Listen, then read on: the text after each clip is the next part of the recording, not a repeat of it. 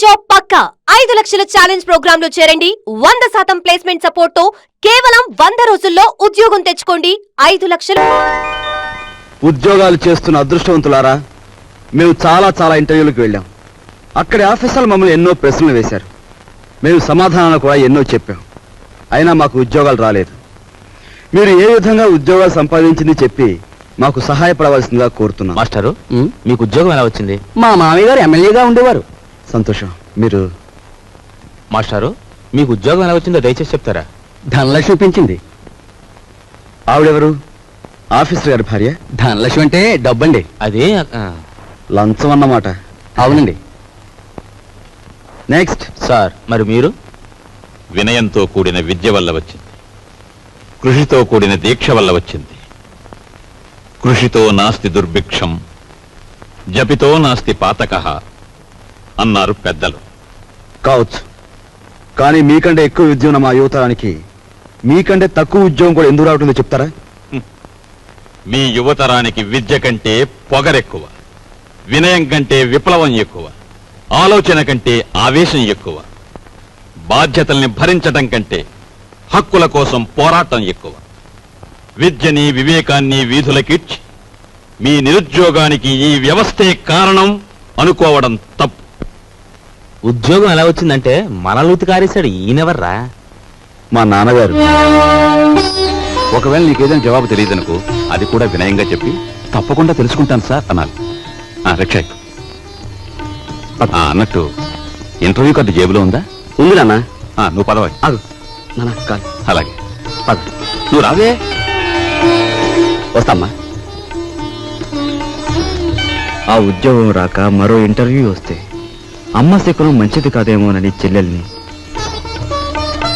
ఆ చెల్లెలు కాదని ఇంకో చెల్లెల్ని, నాకు ఎదురొస్తే ఉద్యోగం రాదేమోనని మా బామ్మ కూడా పక్కకు తప్పుకుని,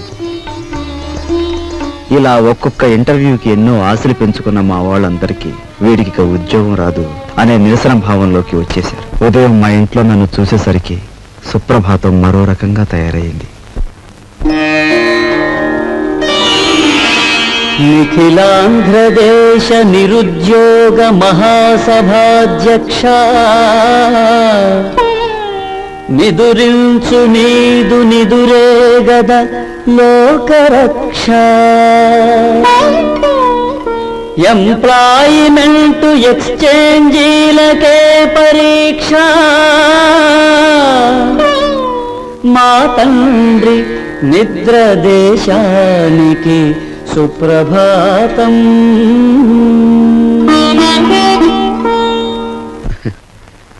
ఉద్యోగం రాలేదన్నది మన బాధ, మన వాళ్ళు ఇంకా ఉద్యోగస్తులు కాలేదే అన్నది మన పెద్దల నిస్పృహ. అదేమిట్రా నెయ్యి వేసుకోకుండా ముద్ద కలుపుతున్నా? ఇప్పుడు నెయ్యి లేకపోతే ఏం పోయిందమ్మా? పప్పులోకి నెయ్యి వేసుకోకుండా అన్నం తినడం మన ఇంటా వంట లేదురా. అమ్మాయి, నువ్వు వడ్డించు. ఇంట్లో నేను నిండుకుందత్తయ్య. అయ్యో అయ్యో, పచ్చని సంసారంలో పంచామృతాలు నిండుకుంటే పంచమహాపాతకాలు చుట్టుకున్నట్టేనే. చేతిలో డబ్బు లేక ఆ నెయ్యి నేనే కొనలేదమ్మా. నీకు ఎప్పుడు ఏ పని చేయడానికి డబ్బు ఉంది? ఈ సంసారం నీ హయాంలోకి వచ్చిన తర్వాత పప్పులోకి నెయ్యి కరువే, నెత్తి మీదకి నూనె కరువే. ఏం ఉద్యోగం చేస్తున్నావో, ఏమి ఎలగ పెడుతున్నావో, ఆ మహారాజు కడుపును పుట్టావు.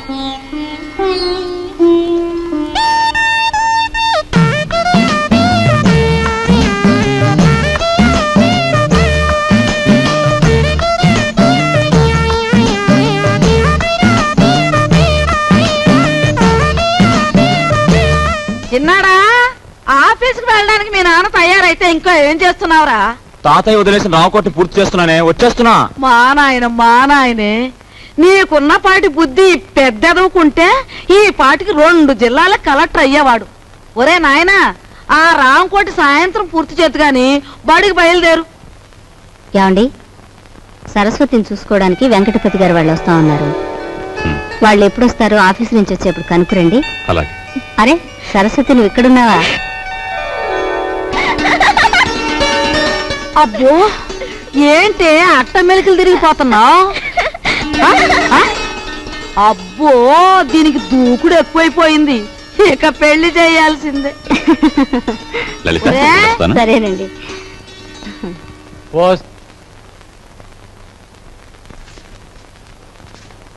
అన్నయ్య, నువ్వు మా అత్తవారికి బాకీ పడిన కట్నం డబ్బు చెల్లించలేదని మా మామగారు అత్తగారు నన్ను ప్రతి క్షణం రాచి రంపాన పెడుతున్నారు. నువ్వు వెంటనే ఆ డబ్బు చెల్లించి నాకు ఈ నరకయాతన తప్పిస్తావని ఆశిస్తున్నాను. ఇట్లు నీ చెల్లి సావిత్రి. ఉత్తరం ఎక్కడి నుంచిరా? సావిత్రి దగ్గర నుంచా? చెంచకుండానే. ఆఫీస్ ఉత్తరంలే అమ్మా. ఆహా. ఏం రాపిగా, నీకు డబ్బులు ఇవ్వాలి కదా, 2 రోజుల్లో ఇస్తాలేరా? అట్టగానండి. లక్ష్మి, వెళ్ళవే, రిక్షా ఎక్కువ. రండి. ఇది క్రాపు, ఈ షేపు చూస్తుంటే అచ్చు సినిమాలో విలన్లా యమ సీరియస్ గా ఉన్నాడు. మన పని అవ్వాలంటే ఇలాంటి వాడితో జాయింట్ అవ్వాలా? గురువా, హలో చెప్తాను. ఊరుకోరా, ఊరుకో. ఈ ఫోటో ఎవరిదో బాగా చూసి చెప్పు. ఈ ఫోటో నీదేనయ్యా? దెబ్బతినేసావు గురువా, నీకు బాడీ ఉంది గాని మెదడు తక్కువే. ఈ ఫోటో నాది కాదు, భుజంగరావు గారని ఈ ఊళ్ళో బాగా సిల్లర్ సంపాదించేసి బాగా మదించిపోయిన పెద్ద మనిషి ఫోటో ఇది. యువత నేను రౌడీ గురువు గారితో మాట్లాడుతుంటే నువ్వేటబా ఇప్పుడు ఎంతకీ చెప్పొచ్చేది ఏంటంటే, ఇదిగో ఈ మనిషి నా ఇంట్లో తప్పించేసి నన్ను ఆ ఇంట్లో ఎట్టేసావనుకో, చెప్పాను కదా బాగా చిల్లర ఉన్నాడని, ఆ చిల్లర మన ఇద్దరం సరి సమానం పనిచేసుకున్నాం. ఎలాగుంది ఐడియా? నీ కంటికి నేను ఎలా కనిపిస్తున్నానయ్యా? గురువా, నీ ముఖం చూడగానే నాకేమనిపించిందంటే ఇక్కడ కూనీలు కంట్రీ పనులు రేట్లు వారీగా చేయబడును అని పోటీ కట్టినట్టు అనిపించింది. అలో వింటున్నావా? వింటున్నా. గురువా, నా బాడీ నిండా ఐడియాలు ఉన్నాయి గాని కలేజా లేదు. నీ కలేజా నా ఐడియాలు జాయింట్ చేస్తే కుమ్మేస్తాను.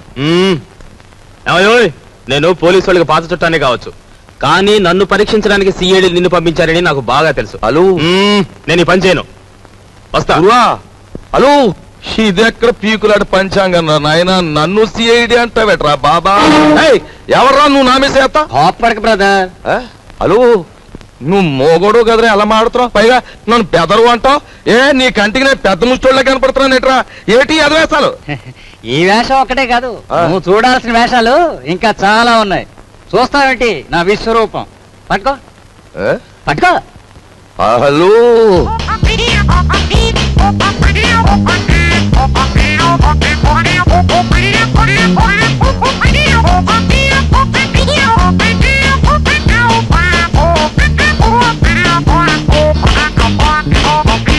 ఇప్పుడే అంట. నీ బాడీ ఎంత చూసినా చేరు మాంసం ఉండదు, బుర్రలో ఎంత మాయ ఉందిరా బాబా.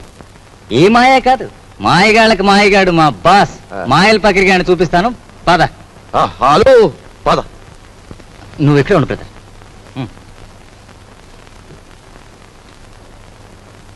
మార్నింగ్.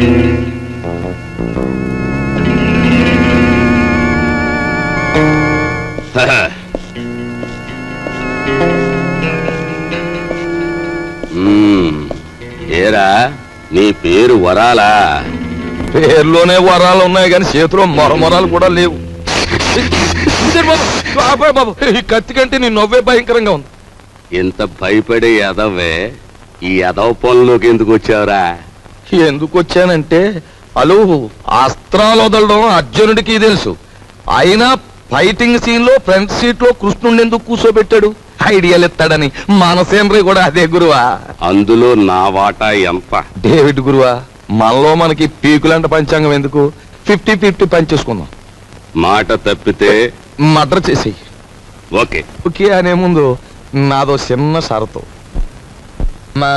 మరేం లేదు గురువా, ఆ కర్ణుడు తాలూకు కవచకుండలాలన్నా ఆ బాడీ నుంచి దూరం అయ్యాయేమో గాని మా బాబాగాడు నా సంఖ్య నుంచి సెపరేట్ అవ్వడం. మరి నేను రంగంలో దిగిన తర్వాత ఈయన్ని నువ్వే కాసుకోవాలి. కాసుకుంటాను, కానీ ఈయన మాత్రం నేను ఎత్తుకోను.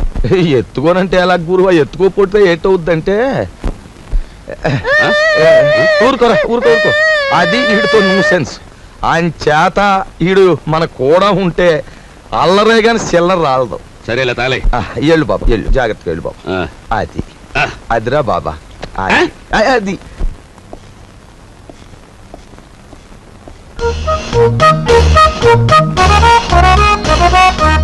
బాబు నువ్వు చూసుకోవాల్సిన శాలిటీ అదే బాగా చూసావా?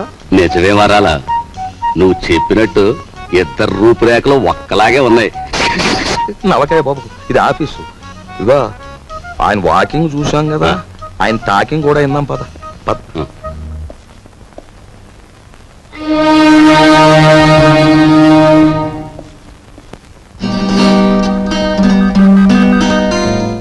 నీ తెలివితేటలు పరీక్షించడానికి సర్టిఫికేట్సే చూడనవసరం లేదు. నిన్ను 3 ప్రశ్నలు అడుగుతాను, జవాబు చెప్పు. అడగండి. నంబర్ 1, తాజ్ మహల్ నిర్మాణంలో పాల్గొన్న కూలీలు ఎంతమంది? నంబర్ 2, రామాయణాన్ని వ్రాసిన వాల్మీకి భార్య పేరేమిటి? నంబర్ 3, 10 పైసల నాణానికి ఎన్ని వంకర్లుంటాయి? Come on tell me. చెప్పలేవా? ఇంత చిన్న ప్రశ్నలకే సమాధానం తెలియని వాడివి అసలు ఈ ఇంటర్వ్యూకి ఎందుకు వచ్చావు?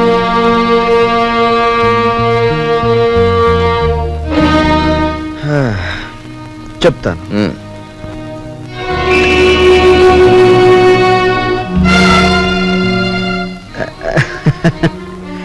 అనవసరంగా బెదిరిపోకండి సార్. ఇది నా 61వ ఇంటర్వ్యూ. అంటే నా సహనానికి షష్ఠి పూర్తి జరిగిపోయింది. అసలు నేను ఉద్యోగానికి పనికిరాను, లేదా నన్ను ఇంటర్వ్యూ చేయడానికి ఆఫీసర్గా మీరు పనికిరారో ఇప్పుడు తేల్చుకుంటాను. సార్, వాల్మీకి భార్య పేరు మీరు వినలేదు, నేను వినలేదు. కానీ పెళ్ళైన దగ్గర నుంచి మీరు మీ భార్యను చూస్తూనే ఉన్నారు. ఆవిడ చేతికి ఎన్ని గాజులున్నాయో మీరు చెప్పగలరా? ఓకే, 10 పైసల నాణానికి ఎన్ని వంకర్లు ఉన్నాయో నేను తర్వాత చెప్తాను. కానీ రోజు దువ్వుకునే మీ తల మీద ఎన్ని వెంట్రుకలు ఉన్నాయో మీరు చెప్పగలరా? కనీసం ఆ దువ్వుకునే దువ్వెనికి ఎన్ని పళ్ళున్నాయో చెప్పగలరా? చెప్పండి. నాకు తెలియదు. మీరు వేసే అడ్డమైన ప్రశ్నలకి మేము సమాధానాలు చెప్పలేకపోతే మమ్మల్ని వెధవలా చూడటం తెలుసా? మిమ్మల్ని చంపకుండా ఎందుకు వదులుతున్నానో తెలుసా? మిమ్మల్ని చంపి నేను హంతకుడుగా మారటం వల్ల మా సమస్యలు పరిష్కారం కావు. అందుకు గుడ్ బై.